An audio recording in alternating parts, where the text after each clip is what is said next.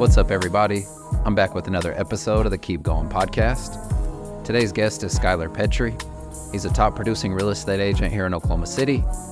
Outside of real estate, he's passionate about personal growth and recovery. In this episode, we dive deep into his struggles with addiction, how he was continuously making bad decisions, and how with dedication, mindset, and the support of his loved ones and wife, he was able to change his entire life.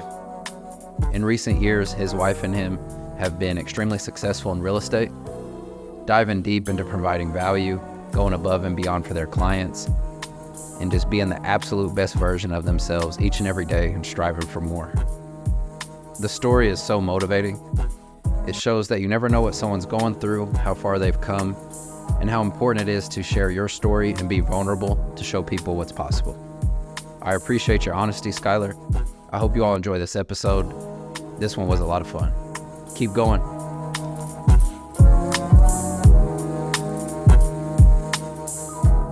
I appreciate you, man. It's an honor. Absolutely. Nice to meet Thank you. I've heard good things about you, and I'm excited to learn about you today. Yeah, 100%. So, let's do it. I've only got a brief overview of you, mainly on the real estate side. Yeah. But take me back a little bit about like where you're from, how you came up, and kind of take me through your story. Absolutely. I was born and raised in California, Northern California, right outside of San Francisco. Okay. Super north. Yeah, way north. And so on my mom's side of the family, everyone's still there. My dad's side of the family was here in Oklahoma. My dad played football at OU, and so he ended up leaving Oklahoma, meeting my mom in California. They had me, my sister. So I'm the oldest of two. My sister's like almost 3 years younger than I am. Okay. She's actually a sous chef at Marietti's. Okay. And so that's her jam, dude. How old are you now? I just turned 30. Well, I say 30, or I say I just turned 30. It was October of last year. I turned 30. Nice. So, and then, so we moved here my freshman year of high school. Big culture shock, but I love Oklahoma City, man. I mean, I have like fallen in love with OKC. Everything about it. Seems how it goes. Dude, I'd tell everybody, like we went to California a couple months ago for my cousin's wedding. And I was trying to convince everyone to sell their house. I was like, dude, you can cash out and retire in Oklahoma. Yeah. So, bro, it's funny because like we're still fairly young. Yeah. But like once you travel or you come from other places, you instantly think about that. Oh, you're like, hold on, like, yeah, sell that $2 million house. Yeah, and let's just buy a 500. Yeah, I mean, even a 300 is going to give them more square footage than they get for $2 million in Cali. Where'd you come to in Oklahoma City? We moved originally to Choctaw. Okay, so and I was big culture shock. Yeah, big culture shock. And then from Choctaw, I had a couple months there, and then moved to Yukon. And then I've been in Yukon ever since. Okay, so Yukon's a little bigger. Yeah, I love Yukon. Yeah, I do. That's where I met my wife at Yukon. Dude, I absolutely love Yukon. You've seen a bunch of growth there too. Yeah, and we live in Surrey Hills, so we're on the north side next to the country club. All that stuff. But like, I love Yukon. Do you golf? Yeah. Oh, heck yeah. Well, I started golfing. Just started? Yeah, I got the golf bug I don't know, 6 months ago. Already went out, got fitted for clubs. And so. Well, I feel like with any of those sports we didn't really grow up playing, if you're going to play, you want to get your stuff right. Well, and I try to tell my son, I'm like, dude, we need to be golfing. Like, this is something that like I wish I would have learned as a kid. Like my father-in-law golfs. And the first time I went golfing with him, it was embarrassing because I didn't know what I was doing. Never got taught it. So I feel like it's just like, it's a normal thing to be taught. I feel like now where I'm like, hey, me and my son are going to go play golf. I'm going to at least teach him how to do golf. So that way when you marry a woman, you can go golf with her dad. You know what I'm saying? Like that was like something that I remember going out golfing with him was just like, I don't know. I don't even know what golf etiquette was. I showed up with a hat backwards and they were like, turn that around. Yeah. I've had the exact same experience. Yeah. And my dad and grandpa golfed a lot, but I just didn't. Like I would go with him and hang out. Yeah. As far as an adult, I went and they're like, hey, like tuck that shirt in or like try this. And I was like, okay. It only took 1 or 2 times to be like, okay, I'll try. Yeah. And then it's fun. Dude, it's a blast. And at first though, it sucks. It sucked. And so I was like, let me get lessons. So I started getting little lessons just to like not have any bad habits, right? Like if I could learn a couple of lessons. While you don't know anything. Yeah, because it's harder to like break those bad habits. So, but yeah, moved here freshman year of high school. Was in Yukon, went through Yukon. It was a big culture shock for me. So like The man that I am today is, I'm a man in recovery. Recovery is first and foremost over anything I do. It comes before my wife, my kids, my work, anything I do, recovery is number one. If I don't have recovery as number one, then everything else behind that, I just give away. And I have a track record of that. What do you mean give away? Like if recovery is not number one and I don't make that my main thing and I make something else a priority over that, then eventually I end up giving that thing away happily and freely for one more. Like, cause that's just the kind of person, and I know myself and I know my addiction. And so, I'll be more than happy to give everything away that I have today just to get loaded. You know what I'm saying? And I know it because I have a track record of that, you know, and so like I've just celebrated 6 years clean and sober in November of 25.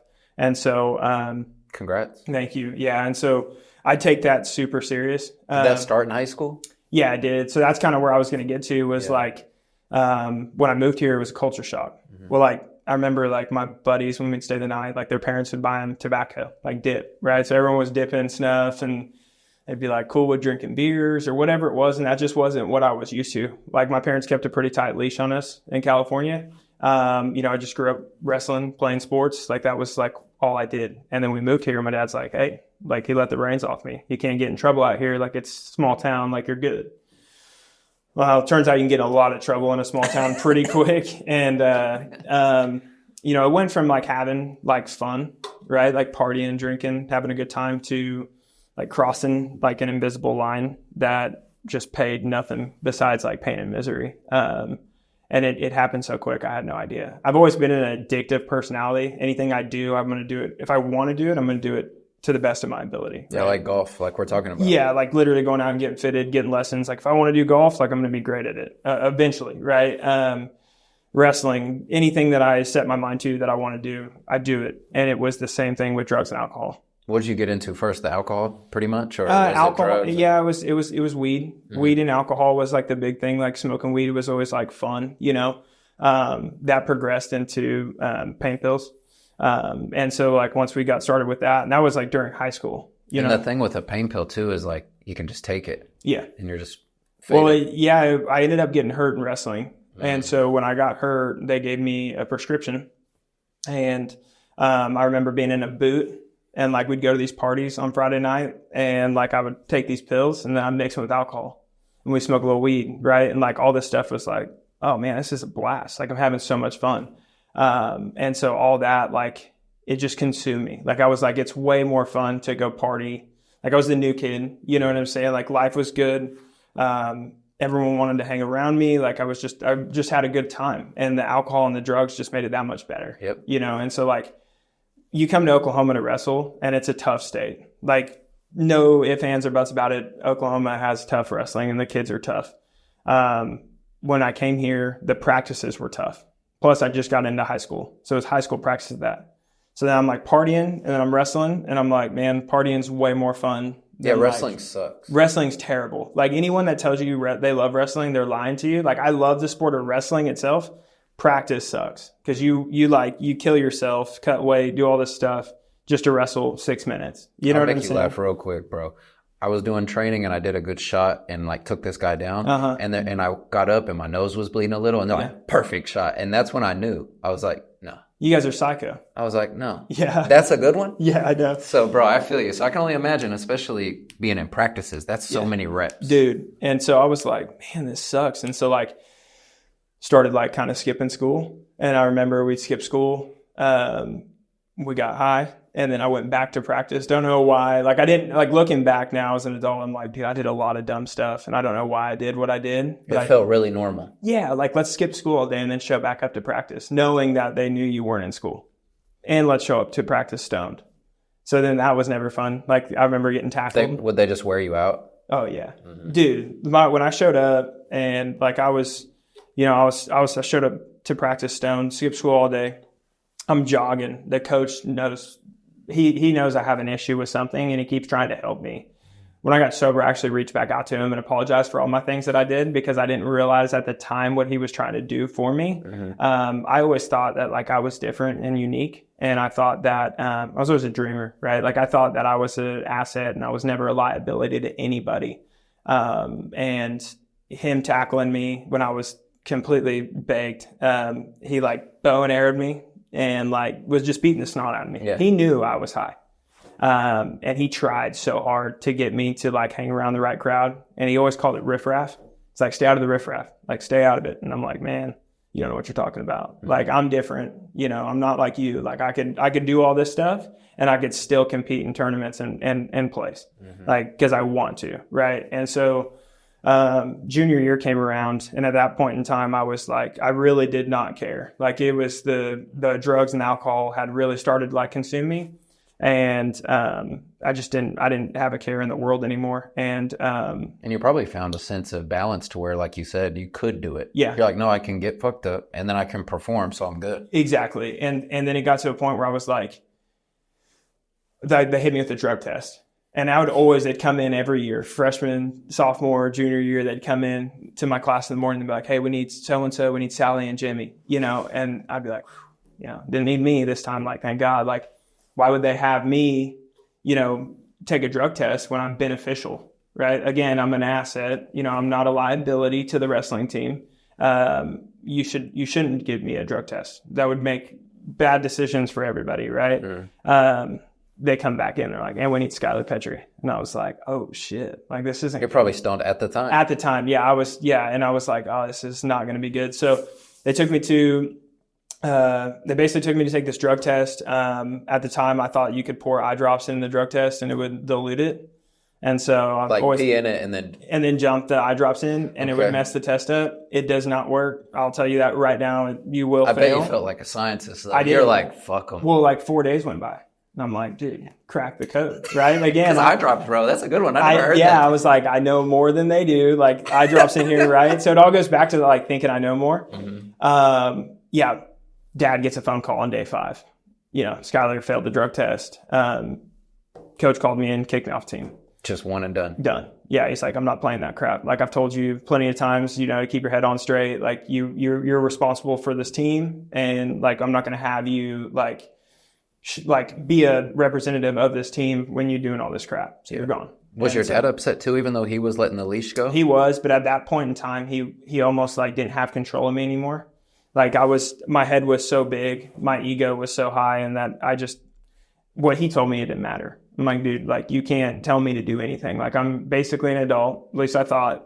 And again, like I'm an asset and not a liability. And so like why'd you have that thought process, you think, looking back?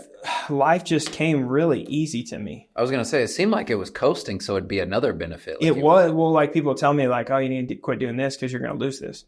And I'm like, no, like, dude, life's good. Like varsity wrestling, I'm doing everything I need to do. I'm not having a problem talking to girls. Like I have plenty of friends, like, and I'm still doing all this. And you're telling me like, the dare drug guy, you know, this is something big that I'm going to tell my kids. There's like that dare drug lion or whatever comes to the school, tells you you're going to have all these issues and see all these bush people. But like at the time, I was like, they're lying. Like that first time you take a hit of something and you realize life's just fine, when you wake up the next morning, you go, everything I've been told is a lie. Mm-hmm. That's what I thought. Yeah. You know, I was like, oh, they were lying from me. No one told me how good it could be, but the repercussions that come with it after a long time. Right? Like it's progressive disease. It's not, you're going to smoke one time and tomorrow you're going to be, you know, in hell. Right? Like that's what I was always told. And once I realized that they were lying, or at least I thought in my head, right? Because again, I suffer from that problem that I think I know more than anybody else. So that first time I was like, oh, this is great. And I woke up the next morning and I still have school. I still have wrestling team. I still have everything I have. So like, it's all false. That was my mindset. Cause everything was just really coast, man. Like life was good until it wasn't. And then when it wasn't, I tried to find like light out of something that was bad. Right. And so like got kicked off the team down there, just snowballed effect. Getting kicked out of school. In your junior year, you got kicked out? Yeah. I got kicked out, went to an alternative school, where I didn't know what I wanted to do. Had no idea. Again, I've always been a dreamer. So I didn't think like I would never turn wrenches or, you know, be this guy. Went to Votech for heat and air. Got kicked out of that Votech. And so then I went to an alternative school program. Well, got kicked out of the alternative school program. And you're kicked out for skipping or? So when it came to the alternative school program, they caught me getting high in the bathroom. And so they kicked me out. I had done I think 6 months of VOTEC or something like that, maybe less than that. We showed up to school just to be there. Just so to still get not attendance. caring. Not caring at all, whatsoever. And when I got kicked out there, I was like, no big deal. I don't need it anyways. I'm not going to be a heat and air guy. I'm not going to be, I know exactly what I'm going to do when I get older. Even though at the time I had no idea what that was. I just knew I was destined for better, right? At least I thought I was. Went to an alternative school program, which was 4 days a week from 8 to 12. Well, I was working at Discount Tire at the time because I was I went through jobs like crazy throughout high school just because if something didn't sit well with me, I was gone. It was my way or the highway. And I didn't realize what I was doing at that point in time because these people run a business, they tell me what to do and I listen, right? And for me, I thought again, that I'm an asset, not a liability. So if I don't show up, I get the choice, right? To not show up because again, I'm different. I'm better than this guy. I'm better than this guy. I just had this really bad problem in my head. It seems like a slippery slope too, because in one aspect, when you're saying that mindset, it almost seems like a plus. Yeah. And then when you go a little deeper, then it's like, okay, well, that's a minus. This is a plus. So yeah. I feel like it's hard to teeter-totter that. Well, it was a problem because I'd lose a job and I'd get another one. You're like... No, I'm like, okay, cool, no big deal, right? Yeah. So it was just delusional. It was this a made up fairy tale land in my head where I thought I was invincible. And you're out of school. Yeah. So then I get kicked out of that VOTEC. So I drop out of high school my senior year at the beginning. Mm-hmm. And so I'm like, that's fine. I don't need school. They told me I had a job at Discount Tire. I had work at 1. I was rushing through my module to take my test and turn it in, and I failed it. And they said, you got to retake it. I said, well, I have a job to get to, which pays me money. You guys don't. I don't need this. And they said, if you don't come back, if you leave, you can't come back unless you come with your parents. Well, I was already kicked out of the house by then. So you're living on your own at that time? I was actually living with my girlfriend, which is my wife now. Wow. And so her family allowed you to stay? Yeah, surprisingly. Dang. Yeah. And so again, like I said, it was all delusional. You're everything works in a way. Yeah. If I can't live there, I'll live here. That's fine. I got plenty of places I can go. People want me around, right? Again, I had this delusional mindset. After that, ended up calling one of my buddies, did heat and air, went to VOTEC for it and graduated. So I called him hey, can you give me a job? He's like, yeah. So I got a job immediately doing heat and air. Hated it. Dude, I hated it so much, but it was actually paying the bills. It was actually a little bit more than I was getting, right? Emma ended up graduating. We ended up moving out to Wellston for a couple of months. Yeah, her grandma was out there. And so we were like, we'll just live out there. And then I'll travel. I'll drive to and from all this stuff. You can just chill at your grandma's house. Really, we were just enjoying being 18, man, and just not having responsibility. It's smart to take some time for the elder. Yeah. Well, and the thing was too, is we, at the end of the day, I don't know if it was I know Emma had no ill intentions, but for me, I was it's free. I'm not paying to live here. And kind of come do whatever I want. It was on 80 acres, dude. We could do whatever we want. Big house. Life was good. You know what I'm saying? That's a super easy play. Dude, yeah. Sure. I was and then I just got to drive to work back to OKC every day. And what, 40 minutes? Yeah, and I get to keep all my money. So all that money could be used towards, drugs and alcohol. And whatever I want. You're almost getting richer. Dude, I know. So in my head, again, it's that it's delusion, mm-hmm. right? And so then from there, we're living out in Wellston. Well, we ended up burning bridges, of course, on my end, right? So I wrecked Emma's car, started diving into Xanax, mixing that with, Oxy. Mm-hmm. Rest was kind of history after that. I wrecked her car, broke up with her, said it was all her fault, all this stuff. Always would try to play the victim anytime I could, right? I had a bad habit of that. And we ended up getting back together. Well, she got pregnant. How old are you at this time? This time we are 19. Dang, 19. Fast. Dude, it was fast. Everything, some people take a Ferrari, some people take a Ford, but at the end of the day, we get to the same finish line. So I was on cruise control, dude, just hauling, mm-hmm. and it didn't matter what was in front of me. I was just taking it out. And so parents didn't want me around, right? Emma was so blinded by her loving me, which is crazy. I give her so much grace today that she even stood by my dumb ass for as long as she did. Cause no one wanted me around. You know what I'm saying? And then eventually so we had our son. So was she still living at grandma's when No, so we got an apartment. Oh, so when you burned the bridges, she came with you? She came with me. Fuck. Yeah, dude. That's what I'm saying. She's a rider, Yeah. dude. Like at the end of the day. So we ended up getting this apartment in Yukon. And so I'm still doing heat and air. Like my son Troy, he's born. And then we were like, hey, let's just like, we'll have another one. Like we'll just knock this out and get it all done. We ended up getting married after my son was born. So we got married. I proposed to her in that apartment, like terrible proposal, right? And this, babe, you think you want to? Yeah, you want to get married to me? And so like, this will actually come out later in the story on how we redid our marriage too. Once I got sober, but, ended up proposing to her. And dude, we were young, we were dumb. She loved me. I loved her. But I loved getting high, and I loved not having anything that I had to tie myself to when it comes to like a job, right? Like I can get a new job. I had a license in HVAC. So I got my apprentice license. And so, which wasn't much at the time, but, I ended up telling the company I was with, like, hey, I'm having a son. I need more money. They wouldn't give it to me. So I went and found the next thing that would give it to me. So now, like, I got a better job that pays more. I have a soon to be wife. She's pregnant or, having our son. What we decided, because again, like, I'm a good manipulator, right? Like that was something that I prided myself on. I guess at the time I didn't know that I was manipulating. It was the drugs, man. Like that was the end of the day is what it was. So I told her, hey, we're already together in this apartment. When we get married, let's just ask for a bunch of money. Let's ask for a bunch of money at the wedding, and then we can use that as a down payment on a house.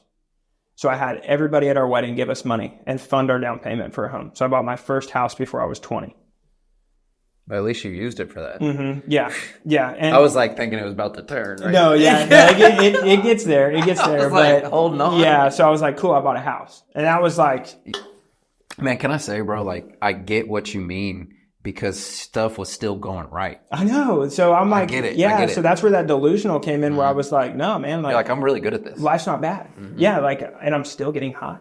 Right? Like I just bought a house before I'm 21 and you're telling me I got a problem? Like, and I got a license for HVAC and I keep getting better jobs. Yeah, I'm getting more money. So like a lady loves me. I have a kid. Like, like, so it was hard for me to like realize because I wasn't losing everything right then and there. And again, like I said, it was progressive. Mm-hmm. Like eventually all that stuff I end up losing.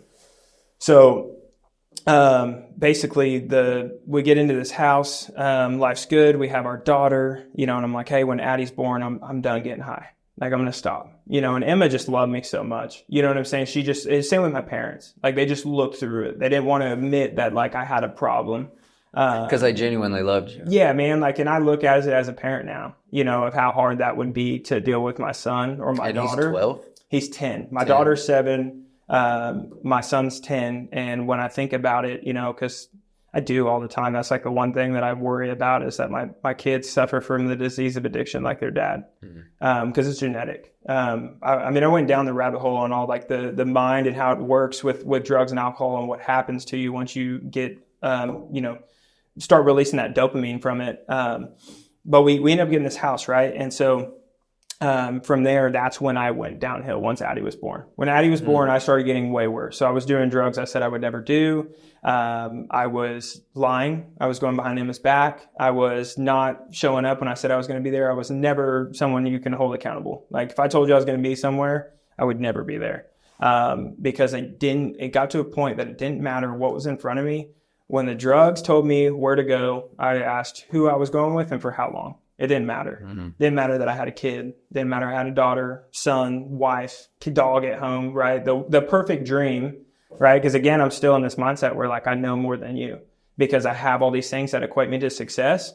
And you're telling me that I have a problem, but I have all this stuff, right? Like, so how do I have a problem? Well, after, a couple years of, using and abusing, and like Emma was to the point where she set boundaries. It wasn't an ultimatum, it was a boundary. So she would take the kids and she'd leave. And there'd be a weekend that I would just be blacked out where I didn't even realize they were even gone. Like that's how bad it got, to where she would take the kids and go to her parents. Her parents even offered me money to leave and never come back. Just be going. Because How'd you feel with that? I wanted to know how much money.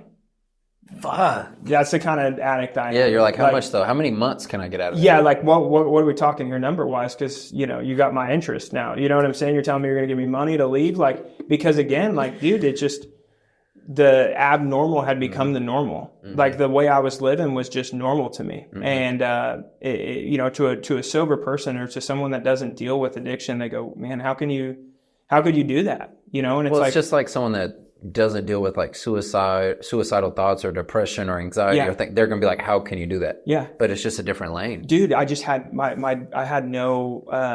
I didn't think I was doing anything wrong. And I truly didn't mean to hurt anybody. Like my mom, so basically like I ran out of options right at this point. Like Emma's leaving. She's tired of my crap.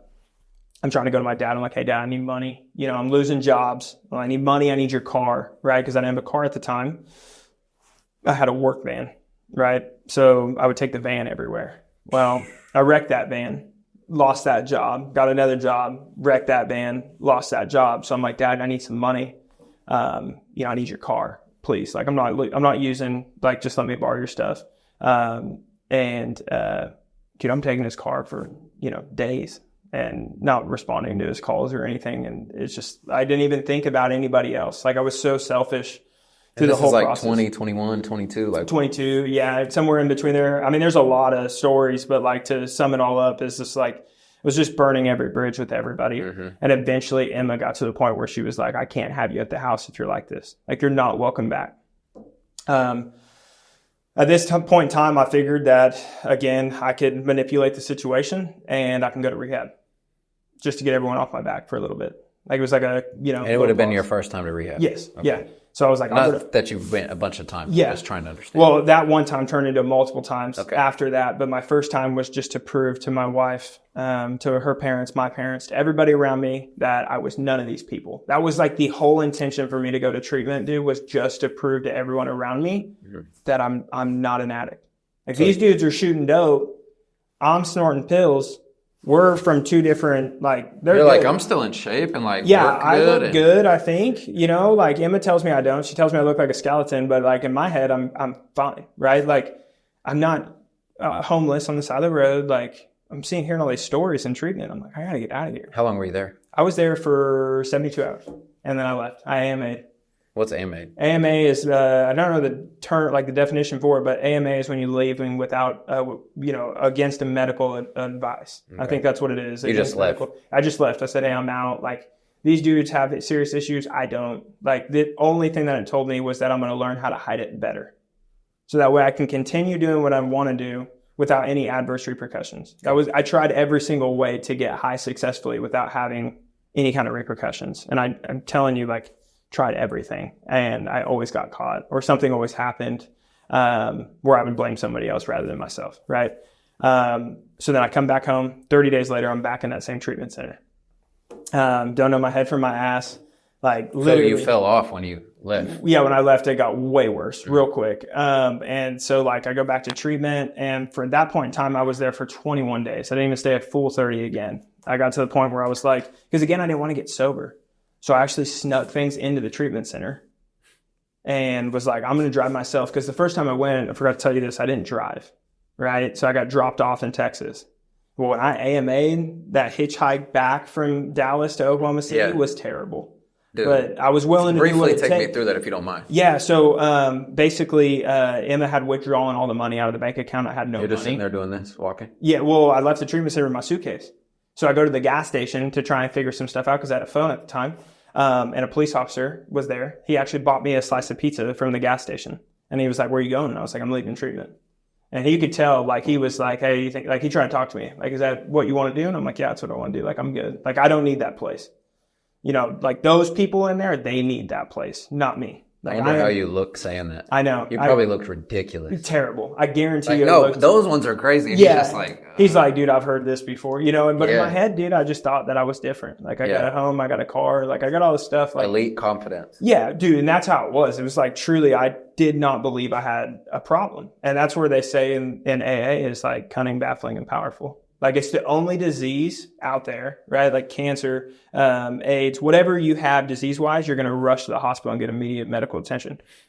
Addiction disease is the only disease that makes you believe you don't have a disease.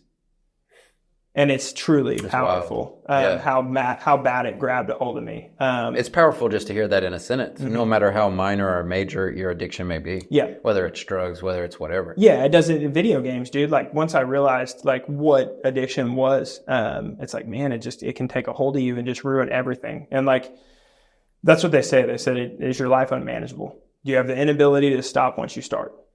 Right. And so like, those are the questions you ask yourself when you It's tough because we both nerded out real quick when we started talking about golf. Mm-hmm. It's like, bro, I got some grips. Like even my dad was like, hey, you need to go get fitted. And I was like, I kind of want to go get fitted. Yeah. Like, and it's like, so easy. Dude, it's so quick how it pulls me in and it's my life. It becomes my higher power. That's what I'm saying. Like recovery's got to be first, because if I make this my higher power, as soon as I don't get that rush anymore from it, it's over. So like you hitchhike back. I hitchhike back. I make it to Fort Worth. Make it to the train station at Fort Worth. I'm just trying to picture you because you seem like such a good dude. Yeah. And that had to be so dark and you're just maneuvering. Yeah. Well, like it was wild. So like I ended up having a buddy send me money.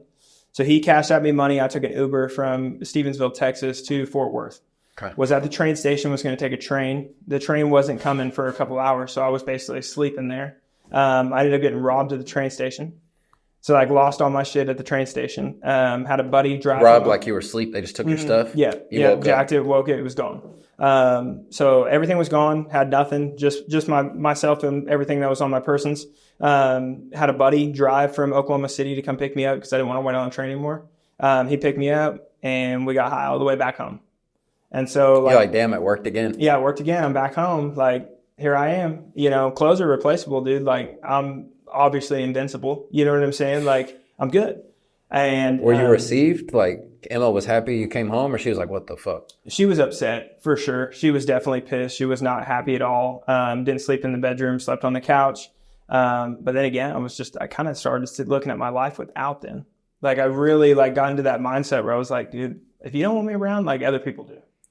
Fuck. And that was the mindset that I ended up getting down. And from there, people that I thought wanted me around didn't want me around anymore. And that's when it started really setting in. So she said, you're not welcome back at this house until you change your ways. I just can't have the kids around it. So I'm homeless in my car for almost 6 months. And what's that look like? Just parking around the city in Yukon? Yeah, I was at Target in Yukon. And I kept my driver's license. I kept all my paraphernalia, everything I had, I kept in my car. And I was so terrified of going to jail. Like that was like, I wasn't scared to die. I was hoping the drugs would take me out because I didn't know how to stop. Mm-hmm. I couldn't stop. So I was like, overdose doesn't worry me. Like I'm fine with that because at least I can never have to pick up drugs again because I'm exhausted and I'm homeless. So every night I would drive back to the house and I'd park in the driveway and I'd sleep in the driveway because in my head, I thought, hey, I don't want to go to jail. If a cop knocks on my door, I could show my license. I live here. This is my house. My wife and I just aren't getting along. I'm sleeping in the car. So I had all this mapped out of how I was going to. And that's easy. They're like, oh, civil matter, move on. Yeah. So I was like, I'm going to avoid going to do any jail time because I was just terrified of it. That's crazy that shows me like some of your creativity is like that's the one thing you're like, hey, but then I'm boxed. Yeah. Like out here, I can still fuck up and be free. Yeah. But I can still come back to the house and I can still sleep at night. That's and so real. Like, that's fine. Mm-hmm. And then, Emma threw all my clothes outside. So like I had this whole truck full of stuff and like, man, I was just getting into such a bad spot. I remember like, doing all the drugs I said I was never going to do when I was at that treatment center. Mm-hmm. And I was just, basically I was so low, dude. The curb was like a skyscraper. I had been down just enough to where I was so tired of getting high. I wasn't even getting high anymore. You know what I'm saying? I was just surviving at this point. And was sleeping in my car. 6 months, man. Wow. Yeah. And like even my drug dealer didn't even want me around anymore. That's when he's like, quit coming by. Yeah. Yeah. I got so blacked out. Like I don't even remember the night, but ended up losing all the tools from the company. Everything was gone. I still to this day, like me and my wife try to put all the pieces together. I don't know what happened that night. Like you must have been tweaking and just was like, hey, 2 for $1, 5 for $1. Yeah, dude, like pawning all the tools off for another bag of dope. But like, the opiates just grabbed a hold of me. Like by that time I was doing fentanyl and, that was like my drug of choice. And is that something like where it's like snorted or injected or? So it depends. Cause the injected would scare the fuck out of me. Yeah. Well, that's the crazy story about the shooting up. What ended up happening was I used to this old lady used to have fentanyl patches. So I'd just poke holes and squeeze them on foil, and I'd smoke the fentanyl like that. She'd also give me, pain pills, like any kind of Roxy's, like any kind of Oxycontin that I can get. Like that was my go-to. And I always justified my addiction by not shooting dope. Like if I'm not shooting it up, I'm better than you because I'm taking pharmaceutical pain pills. I'm not doing heroin. Right? Like that was the division. That was where it's like the jail. Like I'll do all this homeless shit, but I'm not going to jail. Yep. And that's like, I truly believe that I was better than everybody else because I wasn't putting a needle in my arm and I'm not doing street heroin. I'm doing pain pills that a doctor prescribed. That was my justification of my addiction. You were so consistent with that. Yes. And as long as you could check it out, you're like, I'm good. Mm-hmm. And that was the craziest part is I truly deep down believed everything I was saying.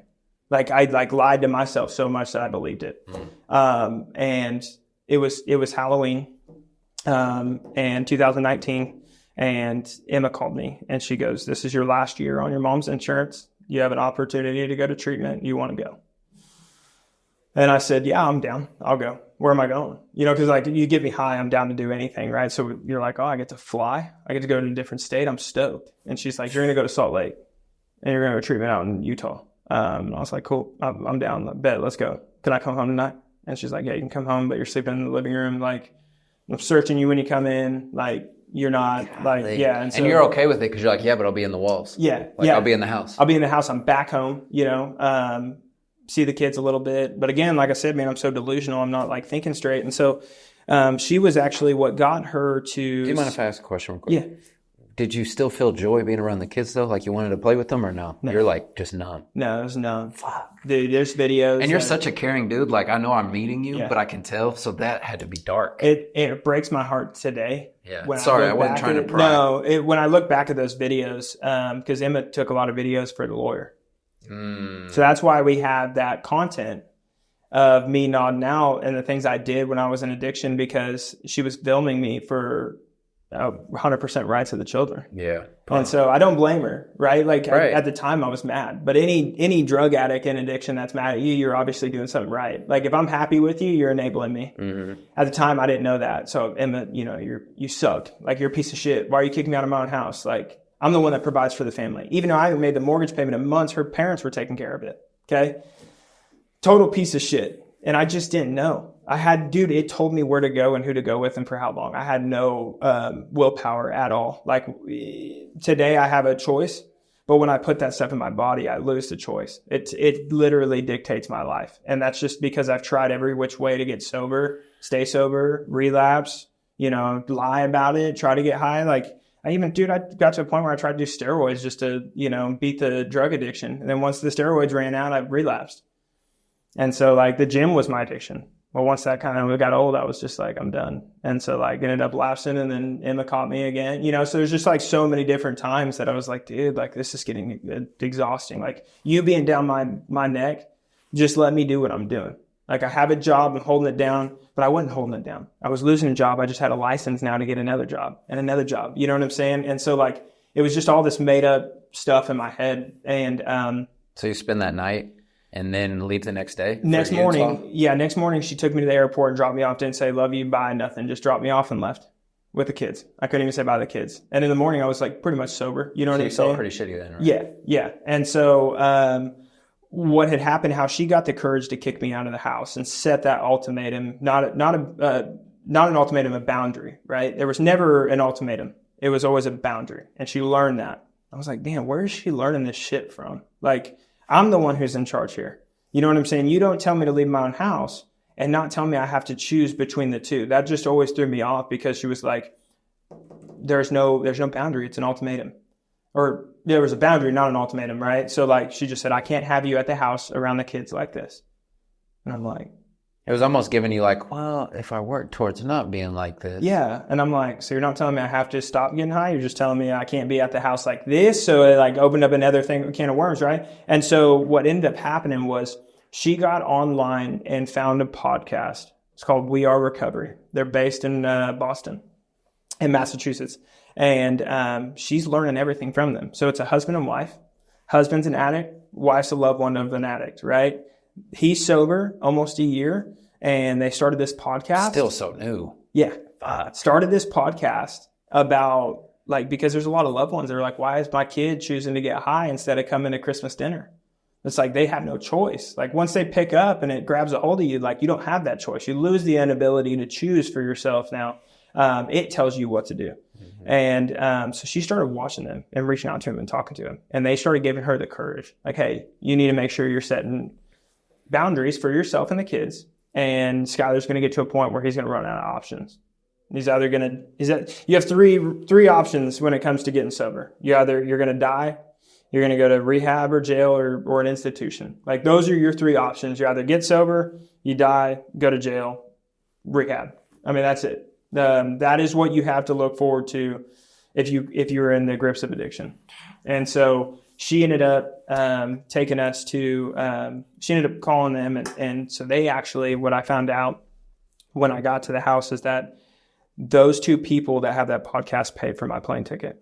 So they paid for my plane ticket to take me to treatment, knowing my track record, knowing how many times like that I left detox and treatment early and never stayed. They paid hundreds of dollars to have a red-eye flight directly to Salt Lake City from Oklahoma City. So you wouldn't have any ways to escape? Yep, to stop at a layover or whatever. I snuck drugs into the airport. I had my medical license, so I thought that was never a problem. Like it's a medicine. Like for weed? Yeah. So I was like, oh, it's a medicine, right? So I go into the bathroom before you go check your bag, right? I go in the bathroom, I do my thing, I get loaded. I take the weed cartridges, I put them in my suitcase, and like life's good, right? I had them in my carry-on, and then I just ship them on through. And you know, at that point in time, I'm like, I'm pretty tore up on the plane. At that point in time, that was back when you can order alcohol in the morning on the plane. And so I had a Jack and Coke, and I remember I got so sloshed, I ended up spilling it. The guy next to me bought me one on the airplane. I woke up. He woke me up and he goes, hey, we're here. I was like, where are we? And he's like, Salt Lake. I'm like, what? Like, why am I in Salt Lake again? And then like dawned on me, oh shit, I'm going to rehab. Fuck, this kind of sucks. Like I didn't realize I was going to treat. Like, damn it. You know what I'm saying? Like this was cool until I really got there. And you still had your medicine in the bag and stuff. Mm-hmm. Well, Emma found that medicine when I was there at the house. She stayed up the whole night because she didn't trust me. So she called Anna and Mitchell. I hate to use their name, but they have a podcast. They're cool. They'll be happy to hear about it. Yeah, and they're the ones that paid for the plane ticket because he was going to celebrate his 1-year sobriety at the treatment center where he got sober and pick me up and take me to the treatment center, right? So he was going to basically be like, not really a sponsor, but he was just going to be like a mentor. Like, hey, dude, pay for your plane ticket. Like, this is where I got sober. This is me. And at the time, I didn't care if you were sober or not. I didn't think you were cool if you were sober. I just didn't care for you. And so basically I land and I was like, man, I got to get this, like these cartridges, like all this shit. Like I got to tape it to my body because I went to rehab before I knew the drill. You're just going to check my waistband and you're going to check my coat, my bag, and then I'm going to be on my way. Emma called him ahead of time. She knew everything that I had in that bag. So I'm in the stall in Salt Lake City, duct taping to my thigh. Drugs. Get in the car, they pick me up. I remember I thought it was like a super quick drive, but from Salt Lake City to Alpine is about an hour drive, but it felt like nothing because you're in a weird state of mind. Yeah, and so we show up there. I give him my bag, and that's with the guy that has the podcast. Mm-hmm. What was his name again? His name's Mitchell. Mitchell. So Mitchell's driving you. Well, Anna picked me up, his wife. Okay. So Mitchell was at the treatment center. So I show up, I meet him. And when you look at the photo of me at treatment, when I took a photo with him when I got there, I looked terrible. I don't even look like myself. When you look at old photos of me, you're like, dude, no way. And so I literally, they're like, hey, you're in a strip search. Like, you're going to get in this gown. I was like, you're going to get in this gown? I'm not getting in a fucking gown. You know what I'm saying? You know who you're talking to? Like, I'm not getting in a gown. Because I had stuff on me, right? Like, I know the drill, dude. I've been to treatment. I'm not getting in a gown. You can't force me to do anything. Like, you're going to get in the gown. And this is the authority or him? The authority. Okay. Yeah, the mentors of the treatment center when they're doing my intake. Okay, so they're not playing. They're not playing. And they know exactly what I have because Emma already made that phone call. And she snitched me out. You know what I'm saying? At the time, I'm like, damn it. Why'd you fucking snitch me out, dude? What the fuck? I thought you loved me. We're supposed to be one. Yeah, we're supposed to be together. And so... and the reason I keep laughing, bro, is because I understand these types of stories and experiences. So, like... I just love the realness. So thank you. Yeah, no problem. And I'll be real because I've helped so many people that are in addiction that message me and they're like, yeah, thanks to your story, I have 45 days. Or, hey, I just hit, 14 months clean. Well, that's why vulnerability helps. And it's not always addiction, but in any aspect. Yeah. Just being open. So I mean that as a compliment. Yeah. No, like, I appreciate appreciate you. And take your time, bro. So you said no gown. They no put gown. you in a real naked choke. Yeah, took me out, strip searched me. No, so I'm trying to think of how I can get out of this. Oh, how man. I can keep the stuff on me. Yeah. Put the gown on. Because I'm like, y'all ain't seen me naked. So I go in the bathroom. I change, right? And I'm like, I got all this shit. And they ended up patting me down in the gown. And then they had it. And I was like, fuck. Because that was like I was freaking out at that point. I'm like, oh, you guys took my shit. Like, I'm fucked. I don't know if I can make it. Because of withdrawals. Yeah. Well, and because, dude, like that was always something I did because like weed is it's a medical license, right? I have a license I could at least smoke my way to my 30, 45, 60, 90 day stay here. And so people with a card were able to smoke in rehab? No, you can't. That's what I'm saying. Like that was my mindset was that like I could just smoke, I can hide it, and I'll be just fine. Yep.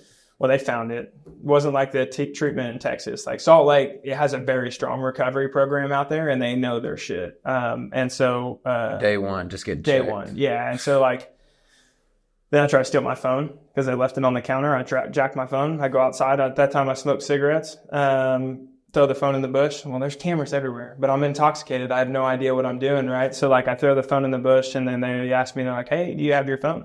And I'm like, "No, give it to you guys. I'll deal with it in 30 days. I said, if you guys lose the phone, you guys owe me for the phone. Like, again, I was trying to manipulate them. These people are ex-drug addicts. You know what I'm saying? They play the same game I played. Like, even the mentor, he was like, dude, he did so much crazy shit. And we're good friends to this day. And he's like, where's your phone? And I'm like, again, don't have it. Gave it to you. You lost my phone. You owe me money in 30 days when I leave here. Right? Like I was trying to push it onto him, even though my phone was in the bush outside. Mm-hmm. So then he flips the deal around and he's got the camera right there. He's like, do you want to do this? Or do you want to go get me your phone? I was like, fuck, dude. Like, you guys are killing me. Like, damn, twice already. Yeah, like, I've been here an motherfucker, hour. let me have something. Because at the last treatment center, I was able to manipulate him. Dude, I ended up getting my phone. Like, anything I wanted, I can get him because I tell him I'm leaving if I don't get this. This treatment was totally different. Give him my phone. I'm in a blackout for 72 hours, which is basically like a lockdown. Like, you don't have to go to any kind of, groups or any AA meetings or anything like that. But you could just stay in your room, have your dinner, everything like that. Get through your withdrawals. So you can get through it in 72 hours? No. I mean, like most of your stuff, like the hard part comes in 72 hours. Oh, after that? Yeah. Like your day 3 is terrible. So I was ill as a research monkey, dude. Eating barely anything, drinking water, just tore up, like sick as a dog. Queasy, sweats, all that. Yeah. And so like they're giving me, Suboxone. They're giving me. What's Suboxone? It's synthetic heroin. That's what I'll tell you today. Today as an adult and sober, Suboxone, people tell you you're on Suboxone, which is not my recovery to judge, but Suboxone isn't sober. What it does is it helps you detox off of opiates. So you're not as sick, but you could get addicted to it. Oklahoma was huge on Suboxone. If you tell them, hey, I'm addicted to heroin, they're going to give you a prescription of Suboxone and you can go sell that. And if you take it, you're going to be fucking trashed on it. You will get so tore up on Suboxone and Subutex because you can snort subs and you could take Suboxone and you could be just, I'm telling you, like, not out of your life type shit on that stuff. And people will prescribe it to, Oklahoma's huge on it. They'll prescribe it to recovering addicts all day and they're never really sober. They're always clouded on Suboxone and they think they're sober. You know what I'm saying? Again, it's not my book to judge, right? But like at the end of the day, they did a 10-day taper on me. And like Texas, they'd let me stay on it forever for the whole time I was there. And I'm like, what? 10 days? I didn't sign up for that. You guys, I'm supposed to have this. Like, we don't do long-term Suboxone. We can do a sublocate shot, which is a shot once a month you take in your ass. And if you tried to relapse, you won't get the effects of it. That's the whole point of Suboxone and Subutex, to help taper you off of opiates. And if you stay on it for 6 months or, a short amount of time, if you decide to have a relapse, you won't get high. So if you take Suboxone and you go take a shot of heroin, you're not going to feel it. That's crazy. Because I bet as an addict, you'd be fucking confused. It blocks your receptors from feeling it. Same with like Percocets. You can take like 10 perks to the face, dude, and never never feel it at all. And so when you're on Suboxone. So you're getting nervous as the 10 days was. Yeah, because I knew I was going to have to deal with life on life's terms, right? Like I knew I was going to have to face the music, and I didn't want to. Yeah, it was slowly approaching. Yeah, and I just kept counting the days down. I'm like, man, maybe I can not take the Suboxone today and like stash it. And then use it on a bad day. Yeah, and like have this stash pile. Dude, they knew what they were doing at the treatment center. There was no getting around anything. I'm an emotional wreck. Well, that after I sobered up, Mitchell had pick up his 1-year sobriety chip. This was the first time in my life that I had some kind of courage and like faith to get sober. I wanted to get sober a little bit more than I wanted to get high. At that moment, that was the turning point. Seeing him get an accomplishment. Yeah, he gets up there. I'm in my feels. I'm 7 days or like 3 days sober. You know what I'm saying? I'm emotional, right? I numb the pain with drugs and alcohol, right? Now you're like, I miss Emma. I miss my kids. Like I'm a failure. Exactly. You're like going through like it, right? I'm feeling it because the drugs and alcohol weren't my problem. They were my solution. I just didn't know what my problem truly was. There's a lot of ego, pain, fear, all this stuff that I went through. Basically, I watched Mitchell. We all passed this chip around, and we got to say something nice. And I'm bawling because I'm like, dude, this dude just paid a plane ticket for me. And this is the first time I'm seeing someone that I think is cool, right? Like a vision of this man that I think is cool. He dresses like me. Like I think he's kind of dope. Like he's cool dude. He's rocking sobriety 365 days. And I'm just like blown away. Like, how did you do that? Like, how do you have 365 days, dude? I cannot stay sober. The only time I'm sober is when my eyelids are closed. The second I wake up, I'm triggered and I'm ready to get high. And I don't know how you did that. And it was so I was blown away because I just was wondering like how you did this. And so the chip gets passed to me and I couldn't even speak. I was just bawling. I was crying. I just said, thank you. You brought me here. Like, thank you so much. So I passed the chip along and I'm crying and I'm just like, man, I'm just feeling everything at this point. I hate it. I don't want to feel this stuff. I'm watching commercials with like kids in it and I'm crying. I'm thinking back about everything that I did wrong as a parent. And gosh, it killed me, dude. Just like a waterfall of emotion all at once. It was so brutal. It was so brutal to deal with that, but it helped me deal with it, right? Like they had therapists, counselors, everybody on standby to help me deal with this stuff because this was the first time I was facing these things. How long were you there? I was there for 60-something days, 64 days, because I went to sober living too out there. I stayed with a bunch of guys at a men's sober living house. Went to day treatment, and then went back to the sober living house. Got my phone. I got a little bit of freedom. Dude, I was the first time in treatment that I had laughed that hard without drugs and alcohol. I thought I had to get high to laugh. And it was the first time I like belly laughed with the guys that I was just dying laughing. I was just like, man, like I can see myself going back home now and rocking sobriety like this. Like these dudes are cool around me, like having a good time out here. I think I'm ready to go home, And before the sober living, it's crazy that 60 days in a well-structured environment can make that many changes because you had been on drugs for years at that point, almost like a decade. I think it got to the point where, number one, I was sick and tired of being sick and tired, right? I was exhausted. It just sounded exhausting, keeping the line and doing everything I was doing. And then being at the right time, at the right place with the right people was the big one for me. Yeah. Watching Mitchell pick up that 1-year chip, seeing the mentors around that had, 8 months, 2 years clean and sober. And I'm like, man, like that's crazy. Like I know no one back home that's doing this. How old is Mitchell? Range? Mitchell is in his 30s. So just a little older than us. Yes. So then it hit home even more. Yeah. And I'm like, dude, like I know no one back home that's doing this, that has that swagger to him. That's like rocking sobriety. Like because usually it's like weird. Yeah. Because it's like, dude, like drink. It's like, bro, I haven't even like smelled regular air. You're like, what? I'm like, dude, what? Like, hang on, you don't do anything? I can't hang out with you. Yeah. Like, we're definitely not going to get along. You're going to think I'm crazy. Like, I can't believe you don't do anything. It's crazy that you're not showing that at a younger age too, because like the guy you're mentioning, Mitchell, and yourself now, that is a cool, like. It's so dope. That's a cool mode to be in. Yes. Like, to just be like high on life and dealing with life on life's terms and not saying, oh, I'm stressed out because this deal, I'm going to go drink or get high.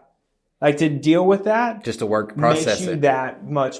Dude, I like. And you're not shown that at all though. Like when I was coming up, like it was a lot of Xanax and stuff too and smoking and lean. Like, my wife always is like, you used to drink lean, and she's like, we didn't do that at my school. And I was like, it was normal at our school. Yeah. So it's like you think that being a healthy person mentally and physically is like square. Yes. Because I'm an athlete and I can do drugs and I'm like, cool. Yeah. So who are you to say? That's so it's 100%. crazy that you don't get that Mitchell example, because I think we would have benefited in junior high school time frame to see like Mitchells or Skylars. But we didn't get that. You just got some weird looking guy that never lived your type of life. Exactly. And you're like, I can't relate to him. Yeah. He doesn't do anything, and that's why I love where our world has gone with recovery, because sober's the new cool, right? Like it really is. Like when you look at it today, like there's so many different people that are getting sober, and it's beautiful. Like it truly is. It's like,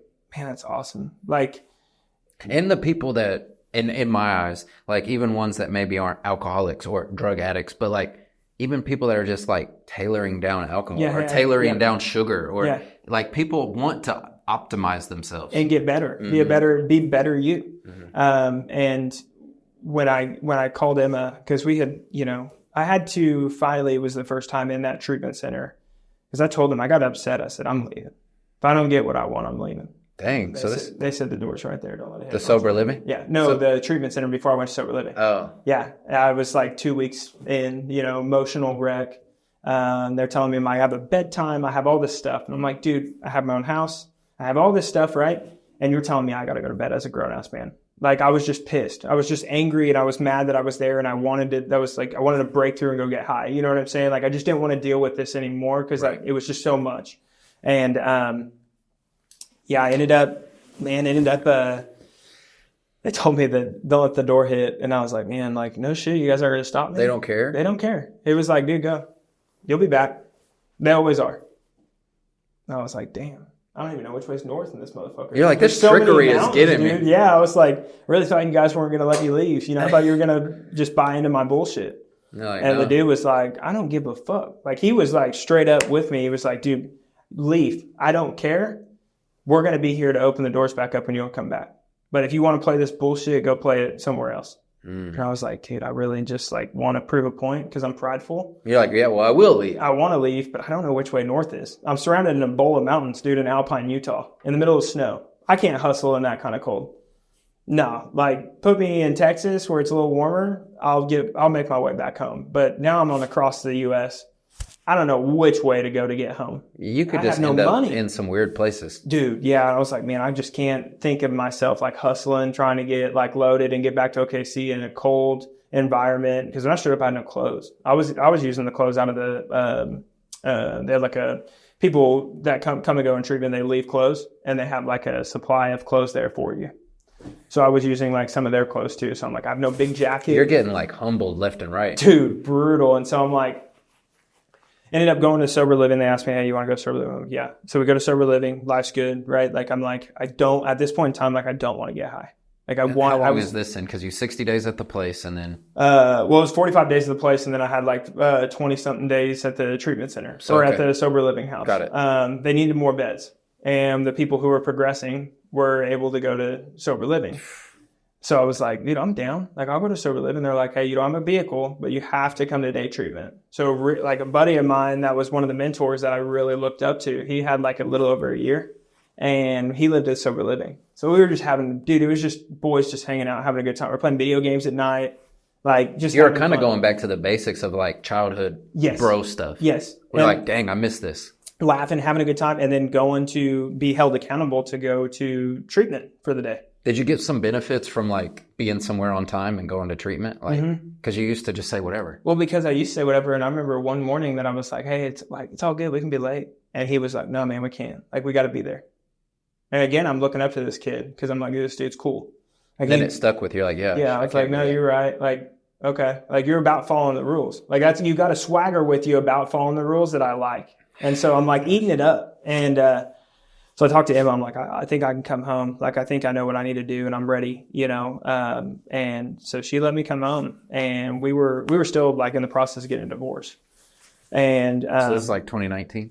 2020. 2020. Got it. Because COVID just is happening too. Mm-hmm. And so, COVID's when I really locked down. When I got home, because I remember they were taking us to outside meetings. Well, when I got home, the first thing I did was hug the kids, hug the wife, and I went to a meeting. And I went and found a sponsor. I started working the steps. I did everything that was suggested. You found a new thing to latch onto, well, like in a healthier manner. My suggestions led me nowhere. So if anything, I take somebody else's suggestions because they're not mine, right? Like it's got to be better than my suggestions. My suggestions lay me in rehab. This dude's good, and he's telling me to do X, Y, and Z. I'm going to do X, Y, and Z. I'm going to do whatever you say I need to do so I can stay sober one more day because I don't want to go back to that life anymore. So they were like, get home, find a home group, start going to meetings, get a sponsor, work the steps. I said, done. I'll do it. Anything you want me to do, I'll do it. Get home every day. Over 100 days straight, I went to a meeting. And on the wall in the meetings, it says 90 meetings in 90 days. Dude, I was going to meetings every day for over 100 days straight, working the steps to the sponsor. And that's going to meetings and like having group talks. And yeah, it was an hour meeting, and then I'd meet with my sponsor once a week, and we would talk. And I'd call him daily, right? I quit the job that I had, started working a new heat and air job because I was like, new beginnings. I can't be in this van anymore. Too much trauma shit's gone down in this van. I got to go somewhere else. Started hanging out with just better people, man. I changed everything. They told me to change everything, and I did just that. I changed my phone number. I changed everybody I hung around with. I changed the clothes, my attitude, everything I did differently when I got back home because they told me to. And I saw what they did. Mm-hmm. They got told the same things, and I saw what their life looked like in Utah. So I was like, I'm going to go home and do it. Right. I'm going to do it different this time. I come home and I'm working at a heat and air company, and me and Emma are, we're working through our problems. We're going to therapy. And that was the first time I wasn't upset when she wanted me to take a drug test. I said, I get it. Yeah, I get it. I understand. What was that first clean test like though for you? Felt good. Because, man, that had to be a moment. I just hated never being able to pass a drug test, man. UAs always pissed me off because I was like, motherfucker, I'm trying to like hide them and like pour water into a cup. Emma would show up at the house, Emma would be having a piss test for me. And I'm like, you're a piece of shit for trying to drug test me. Like, I'm your husband. I'm a grown-ass man. I can't believe you would do this. You're crazy, right? Like, I'd manipulate her to try and get out of this drug test. That first one, man, yeah. But when I passed my first one, like in treatment, when I started watching, like, because weed stays in your system for quite some time. Yeah. So, like, once it was clean, I was like, dude, I could sell this piss. Like, this is high dollar urine, dude. Like, I know people back home that would kill to have this kind of thing. That's funny, man. And so, I came home and she'd say, hey, I want you to take a drug test. And I'd say, okay, I understand. And I wouldn't get upset. Before I used to get upset. Yeah, you're hitting like new levels of discipline and dignity and like poise. Yeah, and I get what I put you through. Mm. You can tell me all day, still to this day, we still talk about it and our traumas. And thing is, man, is I blacked out through half of them. She remembers all of them. She was sober. She had to deal with that 100%, and I didn't. So I don't remember half the stuff I did. Just stories that she tells me. And it hurts me to this day when she tells me about them, but it's made me who I am today. And so when I take those drug tests, I'm totally okay with doing it because I understand what you've gone through. And I need to do these things in order to build this relationship back to where you have trust in me. And to allow her to speak her side even when it hurts is hard. It's been years since I've taken a drug test now because my wife and I's relationship is my father-in-law, my mother-in-law, my mom and dad, like they have their son back. And you think that's what they see too? It's just like that genuine you. Mm-hmm. Yeah. We just went on a trip with my father and mother-in-law, and man, like talking to I care so much about their opinion of me today. And when I tell somebody I'm going to do something, I do it. Right. Like that's like the biggest thing for me is like I held myself accountable because I'm a man and I need to do these things because I said I was going to do them. And my word means a lot today. It didn't, but I'm a new me. Right. Like, I have over 2,000 and some odd days sober. I got it on my calendar on my phone on how many days, but... Is it something you still want to count? Mm-hmm. It feels good, huh? Yeah. Yeah, it's a big deal, man. Like, I couldn't make it a day. And 2,000 days is not... Yeah, I couldn't make it a day, and now, I celebrated 6 years clean and sober without a drink, and people go, man, that's crazy. It's a long time. And I look at it and I go, yeah... It's worth every bit of it. Right. You were doing drugs, though. Like, it almost separates from...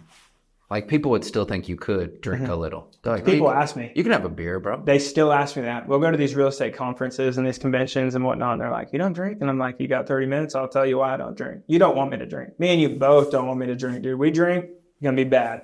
Let's just leave it at that. Because you'll just spiral. Yeah. And I just know what happens. But the thing is that the itch right? The allergy that they talk about, the itch of wanting to drink. I have no desire. I prayed every day when I got home to take away the want and the craving. Please remove this from me. Come into my life and demonstrate through me what's possible today.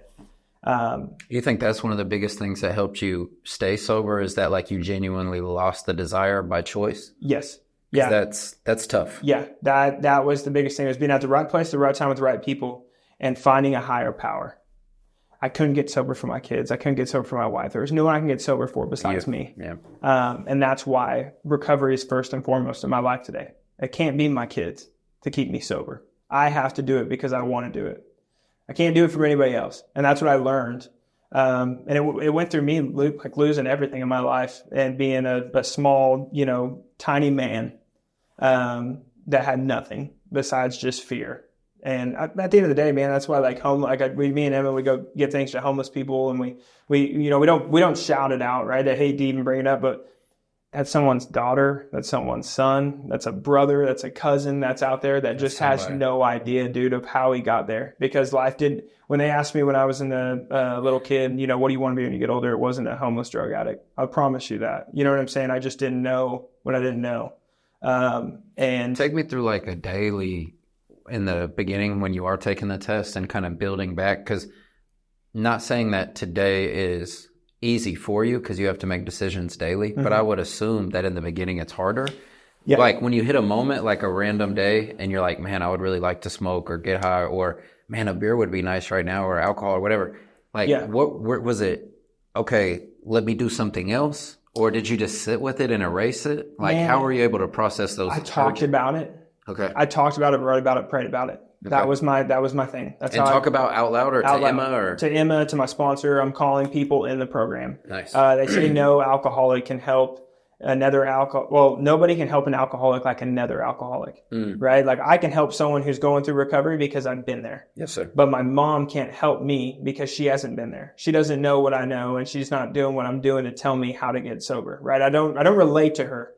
When you relate to somebody, that's what makes life a little bit easier. When I can relate to a common denomination and how I could, successfully get sober and stay sober, right? What's one of those examples like from a sponsor when you're like, man, I'm really itching right now? Like, what is an example that helps somebody? My sponsor always told me that to stop having a pity party for myself.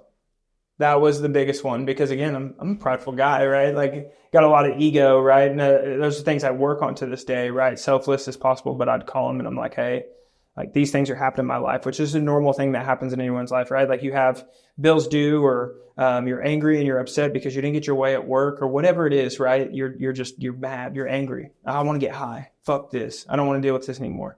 And he'd call me and tell me, fucking suck it up. Quit having a pity party. Sitting about Skylar. You put your hat on, you get back to work. You know what I'm saying? You go pray about it, you go to a fucking meeting and you move on. And I was like, damn. Like, okay, like call me out on my bullshit real good. You know what I'm saying? Like anytime I try and, tell him, hey, I think I need to do this or this, he'd call me out on my shit. He wouldn't let me believe my own lies. And that was the biggest thing that I needed, was someone to hold me accountable and tell me that, no, you're full of shit, dude. Like you're lying to yourself, you're lying to me. Quit. I've been there, I've done that. And you're right there, man. Mm-hmm. No matter if you hit 2,000, 3,000, 8,000 days, you're right there where you can. Well, man, things go wrong in my life today, but I can't have a pity party. Mm-mm. I have to accept things. They say acceptance is the key to all your answers. If you can't accept that person, place, or thing in that exact moment, there is no peace. So once I learned what acceptance was, and I learned that I have to accept every situation that comes to me. It doesn't mean I have to agree with it, but I have to accept it. And then I got to learn how to deal with it and what the next approach is, right? So it comes back to the Trinity prayer. You know what I'm saying? And so like once you got to have the wisdom, the courage, everything like that you got to accept it. You have the courage and the wisdom to change the things, right? Like you're going to disagree with people. You're not going to have the same views as somebody. And, there's no reason for you to get upset because someone doesn't believe in what you believe in or whatever it is, right? Because at the end of the day, that's their choice. I have to accept that. Mm-hmm. And if I can't accept that, then I'll have discomfort and I'll get irritable and restless and discontent, which will allow me to go back out and use. You know what I'm saying? Like I've literally, and it's the sponsor is the best thing in my life because, man, he's been sober 29 years. And that's freaking crazy. Like that's so long, dude. Like, yeah, you're 30. Yeah, I was like, oh my gosh, man. Like that's nuts. And so like talking to him and him telling me that he's been there, done that. Yeah. Bro, that's it too. Cause it's like, bro, I've been sober as long as you've been alive. Mm-hmm. So what do you think I went through before? Yeah. And he's like, and then when you go through the steps, you got to be honest, right? About all your faults. So I'm tripping. I'm like, dude, I'm about to get honest with this dude. I don't even know, you know, and tell him everything, all my deepest, darkest secrets. I lay it all out there. I'm freaking out. And he's like, that's it? And I'm like, yeah. And he tells me one of his stories and I'm like, holy shit. Like, okay. Yeah. Damn. All right, I guess. Okay. And like it just took that wall down, right? Because I mean that's what everyone's based on fear. All my actions are based because of fear. Because I'm scared of what you might think of me, right? I was always worried about what someone thought of me. I wanted to be known as a cool dude. If I kept this persona and this vision up of myself, right? Like I can't let anyone know that I'm a weak man that has feelings, right? I got to be this tough dude all the time. And once I learned that I could put that to the side and I don't have to worry about that, I could be okay with who I am. And doesn't matter. None of it matters. And that's what I learned. And from there, it gave me courage to tell him, I said, look, I'm, hit 1 year, right? Hit 365 days clean and sober. Went and got your chip. Went back to Utah. Picked up my chip like Mitchell did. Told that it's 2% is the success rate. For a year? No, and to get sober. It's a very low success rate. 2%? Yes. Damn. Most people will get sober and then will relapse. And it is a cycle. The success rate in recovery is so little. So little. I lost a lot of friends in the times I've been sober. Relapses, ODs, everything. And I was able to pay for a friend that was dealing with addiction, fly him out to Salt Lake, just like Mitchell did for me. Fly to Salt Lake, celebrate my 1 year there with my wife, and share my story to the people that are in that treatment center. And it was crazy being on the other side, looking at all those people saying, hey, you can do this. Yeah, and it's not that long ago. Yeah. I was just here, dude. Like a year ago, I was in a gown tripping right here. Yeah. Like right here. Yes. And like I know so what you guys instant. are going through, and I'm here to tell you that your life can change. And I was so grateful, dude. I was so grateful for everything in my life. It didn't matter how big my house was or car was. None of it mattered. All that mattered is that I was sober and I was around my kids and I was around my wife, and people wanted me around for the first time in a long time, that people actually wanted me to come over and hang out. And that was like huge, dude. It's like that real richness, you know, that stuff you can't buy. That just comes from discipline. It was so great. And I told him, I said, look, I got a little bit more time, right? We came back home. 1 year turned into 2 years. And I told her, I said, hey, I'm tired of doing this heat and air shit. I'm not made for it. I don't want to do it anymore. I want to do something with you. She was hesitant. Excuse me, rightfully so. Knowing my past, she don't want to do no business with me. You know what I'm saying? But like I said, never forget the first time I bought my first house. My realtor showed up in flip-flops and he had a great time.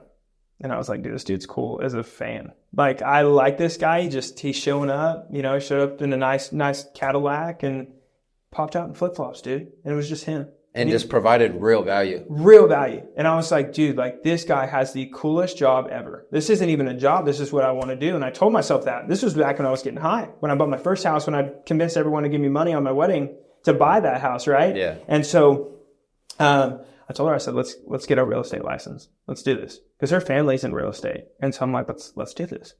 You know, I think we can really do this. Everyone around us, you know, told us it wasn't going to work, doubted us, everything, right? Like, statistics, right? Low statistics. Yeah, like 70-80% of realtors don't make it out in a year. Yeah. Well, also 2% only stay sober. Yeah. So I love statistics. You're like, yeah, 2%. Yeah. I'm one of the 2%. Well, and I'm like, dude, the thing is you tell me I'm not going to be able to do this, but like I did way worse for less. Yeah. Like you don't think I'll sell a house. I went miles to get high. You know what I'm saying? Went through years of misery to get high. And you're so intelligent and like dedicated that you focused it on something else. Like, how can I not be great? Yeah. How can I not provide value? Yeah. And I took that, I usually say addiction, and I put it towards my work. I took pride in what I did. We passed our test. We mapped out a whole plan. We talked about it. We prayed about it. Like I said, hey, we're going to get this thing. We're going to do it. We're going to do it right. This is what we're going to do.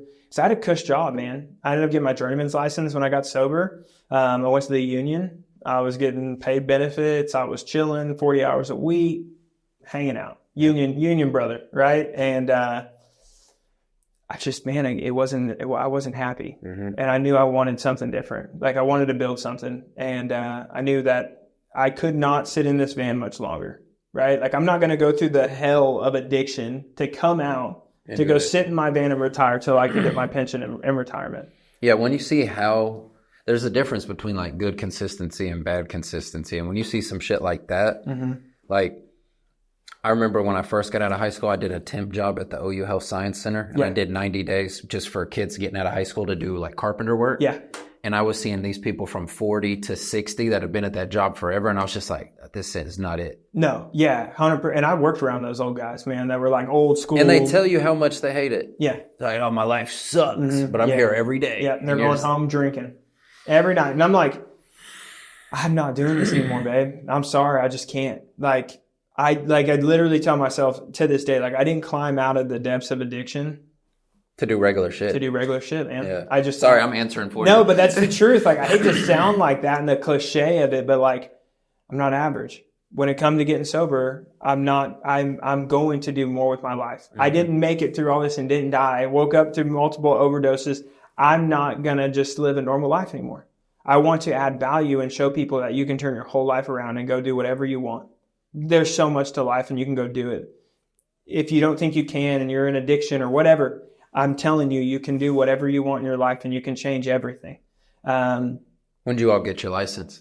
We got our license 2024, the beginning of 2024. Nice. So we're fresh, dude. 2 years this year. Yeah. Nice. And I keep it on the DL on time, but the thing is, dude, like we closed so many deals last year. We did right under 27 million in volume. And that's just you two. Just us two. Yeah. Just hustling. Yep. Buyers, sellers, fucking working your ass off. Yep. Sorry. We're cussing a lot on this one because we're being real. My thing was, dude, is I just like, everyone touted me that I couldn't get sober. And everyone doubted me that I couldn't be a realtor. And I took that and I ran with it because I was tired of the false promises that I couldn't get sober. And I told everybody I was going to do that I was going to be a realtor and I was going to be successful and I was going to make this, I was going to do this and I was going to own this. And I was going to change my life for the better for my family. And I was going to make people's purchasing home experience and selling experience so nice because I'd been in the shoes of a seller and a buyer and I've been around a good realtor. And dude, I wanted that. I wanted to add that into somebody's life because he put such an impact on me when I bought my first house. I'll never forget that. Or what did he do? Just the way he held himself and got out of the car in flip-flops. I'll never forget that, dude. We're looking at this house and he's pointing out a vision of the home. He's telling me, all the stuff I could do with it.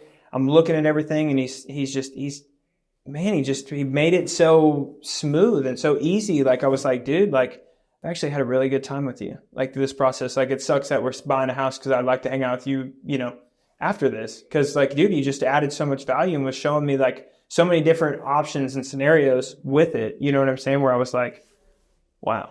Like, this is cool. I could do this. I could do this. And I told myself that when I was even in addiction, I was like, I could do this. How do you feel like you add that to people now?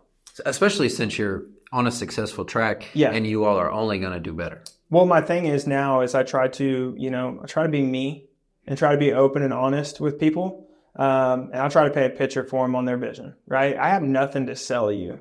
People say realtors or salesmen. I don't have anything to sell you, man. I don't. There's plenty of houses out there. You get to pick your home. I'll just represent you and show you the way to the finish line. I'm going to point out all the things that go involved in this house, right? Like, I'm going to make sure I play the devil's advocate a little bit. Like, we're going to have time, dude. We have a good time looking at houses. Like, I don't want you to rush into any decisions. You got nothing but time. And again, I'm not trying to sell you anything. When you're ready to write the offer, I'll write it. But I want to make sure we are 100% correct and everything's been talked about and we know everything that's moving forward. Because that's what he did for me. You know what I'm saying? He provided that value and that level of service where I was like, hey, no, I feel confident moving forward. No, that education is huge. And it's weird too because some clients aren't as receptive to it either. Yeah. To where like they're already panicky. Yep. And like it's so hard for you to educate in a way to provides stability. Yes. But for the majority of clients, Yeah. they love it. Yeah. They're thankful for it, and it makes their decision-making process easier. It's like, hey, you worry about the house you want, all the details. Yeah. There's 11 people sitting here trying to make it work. Yeah. And then I'm going to be in charge of managing all them too. Yeah. So I've got you. Well, and also having the heat and air background, Yep. right? Like all that was huge in real estate. There was another layer of value added, right? When we go negotiate a TRR and the AC is 20 years old, right? Like all the stuff that I know what I'm talking about, right? Like I still keep that license. I'll never get rid of it. Just a long time with heat and air where I was like, I'm never going to lose that card. I'm always going to renew my license and keep it. But, man, we got our license, dude, and we just hit the ground running. I just told her, I said, there's no plan B. There's no looking back. That's what it takes in real estate too. And I think it's easy to say, but then when you look over your years, you're like, no, but I was doing it. Because it really just takes action. Yeah. Like, of course, education and precision, professionalism, all those things, but it takes like the want and the action. Just stay doing it. Keep going. It's constantly like, and I told Emma, I was like, there is no plan B. This will work. You got to like 100%. This will work. I've seen it through. I've wrote it in every single which way. It's not going to fail. It can't fail. The only way it's going to fail is if we let it fail. That same addiction with drugs and alcohol or golf or whatever I did, I poured it into real estate. And I fell in love, and it's no longer a job. People say, man, doesn't it suck working weekends? I said, I don't work.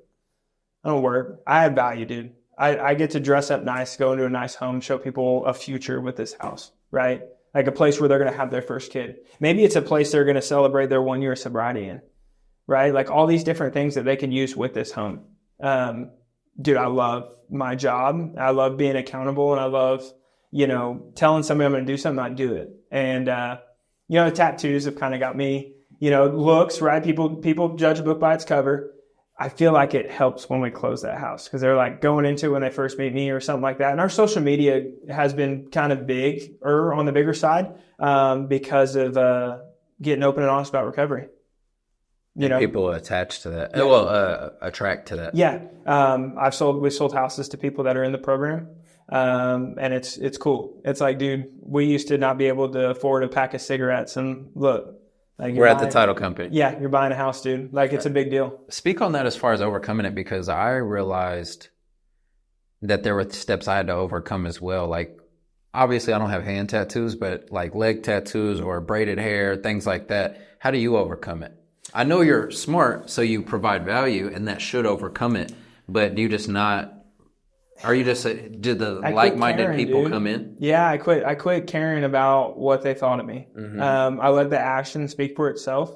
The being you is huge, because I felt another level of power when I was more myself. Well, I actually, when we got into real estate, I hid recovery. I took it all off my Facebook. I hid it from everybody because I was so worried. So that fear again kicked in. I'm starting something bro, you're 2 years sober. What are you going to tell me about a house? Yeah, I'm like, man, I'm so scared. I'm so scared to tell people, my story. I have this image of myself now. I'm a realtor. I don't want anyone to know my past. I'm just going to put it away. Like, it's not going to be something I talk about anymore. And I told them, I was like, we're getting rid of it all. I don't want anyone to know, because then they're going to think like no one knows what the process is buying a house. They think they're social and all this stuff. Well, this ex-drug addict fiend is not going to, help me sell my home, right? Like he's going to take our money or whatever. Like there's all this made up stuff in my head. And then I just got to a point, dude, where I was like, it's who I am, because I went to a showing and I have it tattooed on me just for today. Yeah, I saw it earlier and it kind of spoke to me. Yeah. And so there was a guy I was showing a house to, and he said, this too shall pass.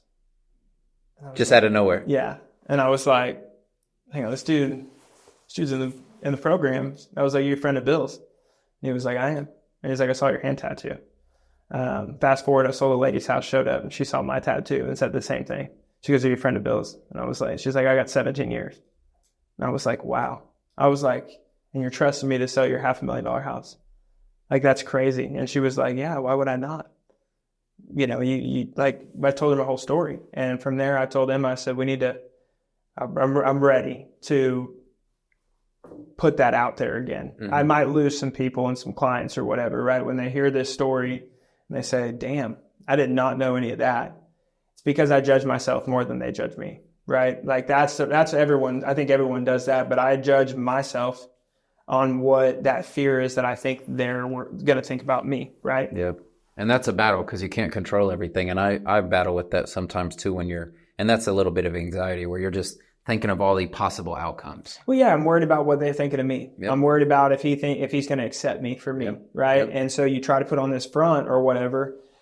And I got to a point, dude, where like I really prayed about it. I talked to Emma and I said, I want to be open about me.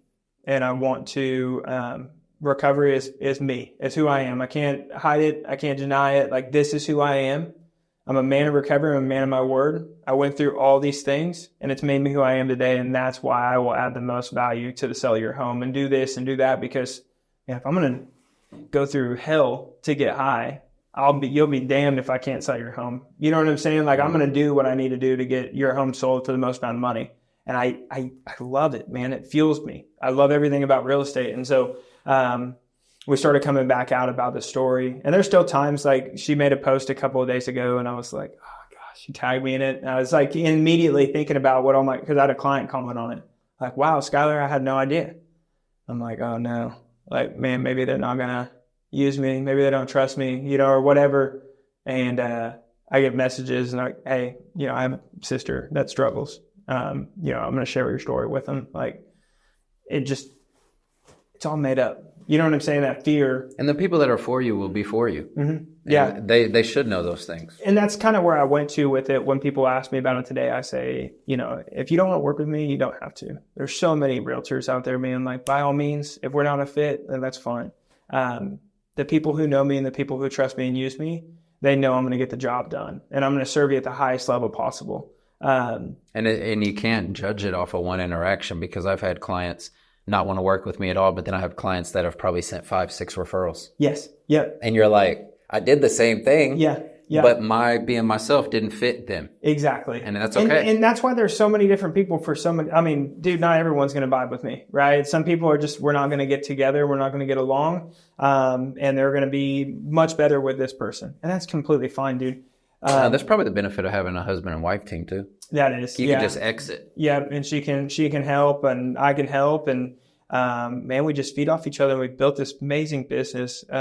We've done so much, been able to pour back into our kids and go on trips and just be present, and live. I'm so grateful, for what I went through and taking the leap of faith, getting my license, my broker taking the chance on me. Because I told her when in that interview, I told her I was in recovery. I told her, hey, if I'm going to go, nights in the cold to get high, I will be here every day and I will show up and suit up. Then I promise you will be happy you hired me. And she told me at the end of the year party that she said exactly what I told her in the interview. And I was like, because it makes me feel good, man.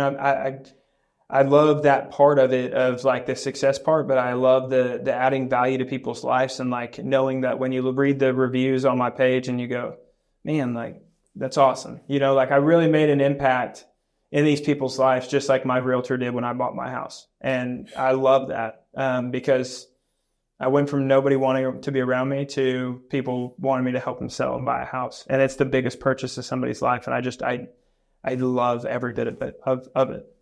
Man, it's wild too with real estate because you can change your life. And then when you look over the years, it just shocks you. Mm-hmm. Like before I got into real estate, I was working 50 hours a week at a shoe store. Really? Doing some regular ass shit. Yeah.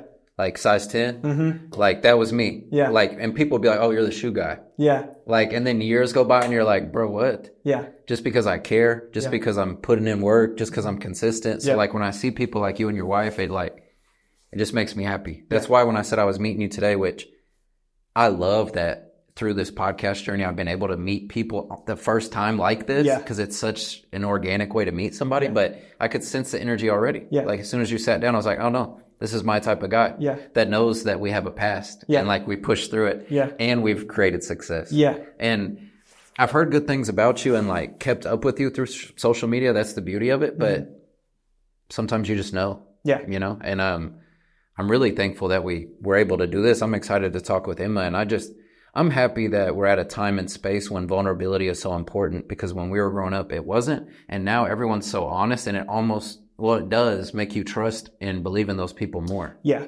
Yeah. I think if you're not, if you're comfortable, you're not growing. And that's what they told me when my sponsor said, hey, I want you to share your story in front of everybody. I said, what? I'm not getting up there and sharing my story, dude. Absolutely not. My story might not be as bad as theirs. I'm not doing that. Still your story.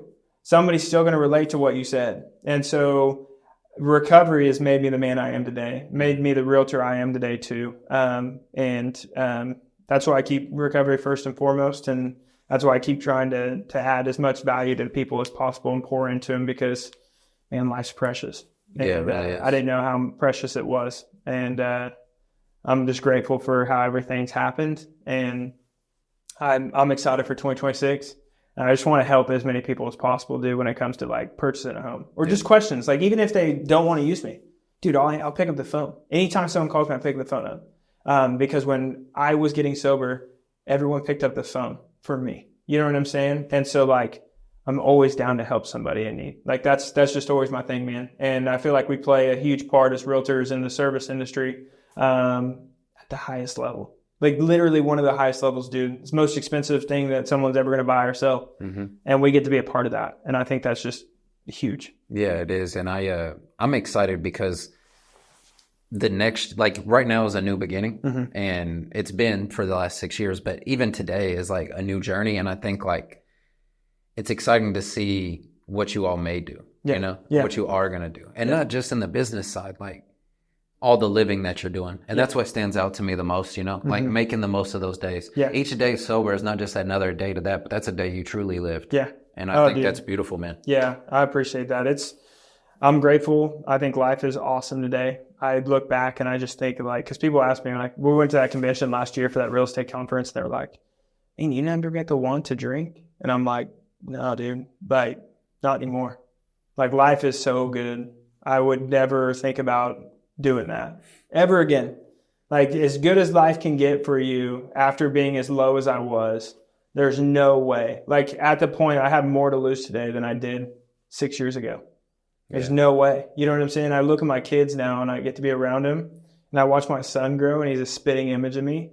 And I watch how talented he is. We went snowboarding and he's like hitting these jumps, these ramps. And I'm just like, dude, I got one of the coolest kids ever. And my daughter, I love that girl so much. When I see her and like her personality and everything like that, dude, and I look back and I go, man, I look at the photos of them as kids and I can't be upset that I wasn't there as their dad when they were little babies. I can only make the best of it now. I don't shut the past. I don't shut the door on the past, right? It's maybe who I am today, but I'll give them everything that I can today. And you have to move forward in a healthy manner. That doesn't mean you're discrediting all that or hiding it, sweeping it under the rug, whatever. But you can't sulk in it because then there's no progression. So you just have to keep moving forward. Well, I want to teach them too, like everything that I wish I would have known, right? Like when that age and that time does come. Like, I mean, your son, 10 years old. I mean, you were a freshman, sophomore, junior. I mean, 4 more years. And we watched Beautiful Boy the other day. I don't know if you've seen that movie. I haven't. Oh, dude. And me and my wife watched it because we were snowed in, obviously. And man, I hope I hope nobody has to go through that. And if they do, to know that they could reach out to me anytime because, man, it sucks. It does. But yeah, those kids, man, they're everything for me and my wife is just awesome for being a rock star sitting by me. And I wouldn't want to be in business with anyone else besides her. You know what I'm saying? And so I'm extremely grateful for her in our life today and our clients and, you know, everybody we have around. Like that's the deal, man. I just want to be someone that adds value to I mean, not even clients, just friends and family. Just life. Like, dude, just in life, I just want to be one of those dudes that's like, hey, dude, I just want to hang out with Skylar. Like, he's dope. Like, I want to have a good time, you know, but I want to do it the right way. Drinking and smoking doesn't mean we have to have a good time. We can have a good time doing other things. And that's what I realized is that's what life is. And, I'm forever grateful for it. So, man, I'm very thankful that you wanted to share your story with me. I'm happy and just grateful that you even wanted to pull up and share the experience. But I'm very thankful, bro. Thank you. This was fun. I hope you felt good being able to let your story out because you told me you're like, no, I just want to talk today. And well, that's what I was itching when I was like, man, Emma can't make it, but like I really wanted to talk. I wanted to share my story and talk to you, and I was really looking forward to it. It's been a minute since I've been able to talk to somebody that I don't know and tell them everything, and it feels good because I just appreciate the trust, bro. Somebody that's watched this video might be struggling, and I'm glad they can relate to something I say, even if it's a small part. It's huge, and I appreciate the opportunity and the time. Yeah. Dude, well, thank you, man. We'll see you next time, bro. Absolutely, dude. Thank you. Yes, sir.